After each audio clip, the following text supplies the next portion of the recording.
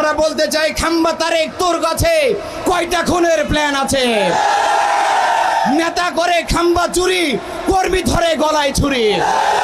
খাম্বা চুরি করে দেশকে দুর্নীতিতে চ্যাম্পিয়ন করে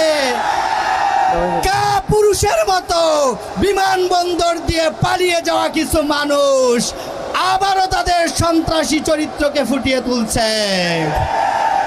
ওই দল পাগল হইয়া গেছে। ১.৫ বছর পরে তাদের একজন নেতা এসেছে। ওই নেতা আসার পরে ওই দলের সন্ত্রাসীরা আরো লাগামহীন হয়ে উঠেছে। 12 ফেব্রুয়ারি আসার আগে তারা পরাজয় হয়ে গেছে। এই বিজয় দেখে তারা পাগল হইয়া গেছে। আজকে তারা কাপুরুষের মতো সারা দেশে আমার মা বোনদের উপর হামলা করছে।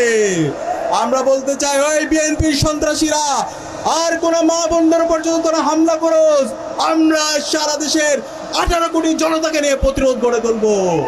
আর ছাড় দেওয়া হবে না। জনাব তারেক রহমান, আপনি মজলুম ছিলেন, আপনি জালেম হয়ে উঠবেন না। আমরা আর ছাড় দিব না।